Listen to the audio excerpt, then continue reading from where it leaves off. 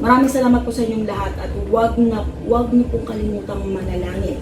Kasi ako sa lahat ng pagsubok, sa lahat ng hirap na dinanas ko sa buhay, Diyos lang kinakapitan ko. Isang beses ko siyang binitawan, pilit niya akong binabalik. Respeto lamang sa kapwa. Wala po sa inyo nawawala.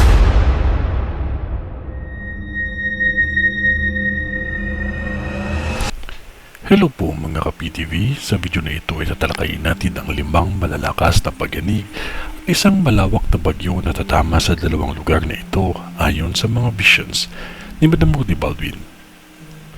Pero kung ikaw ay hindi pa nakasubscribe sa aking channel, baka naman.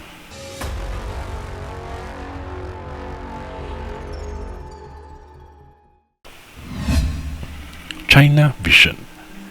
May nakikita akong 5 pagyanig na mangyayari pa lamang at halos lahat ay napakalakas at sadyang malakas ang 3 lindol na nakikita ko dahil sa tindi ng pinsala na dulot nito. Nakikita ko ang matinding pagsabog ng bulugan na mangyayari pa lamang na kung saan mahirap paniwalaan, ngunit ito ay mangyayari.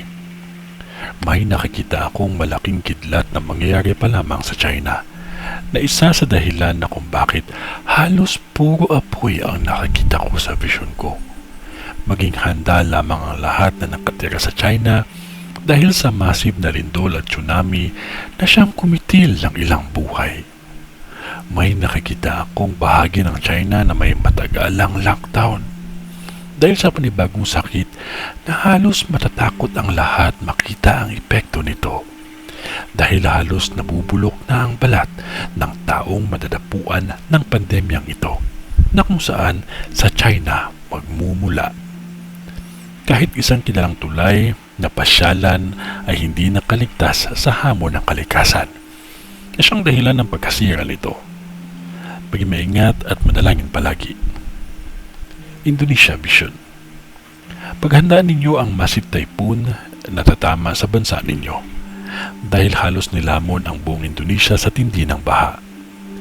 Na kahit ang lugar na kung saan ang lahat ay nagdadasal ay hindi na makita sa tindi ng baha nito.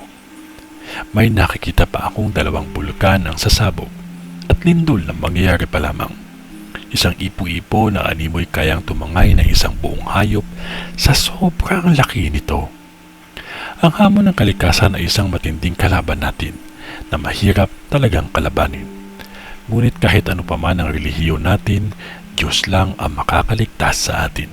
At iligtas din ang mga sarili natin at huwag natin kalimutan ang manalangin palagi dahil Diyos pa din ang makapangyarihan sa lahat.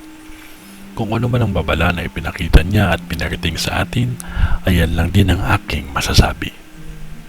Sa ngalan ng Diyos Ama, ng Diyos Anak, at ng Diyos Espiritu Santo. Amen.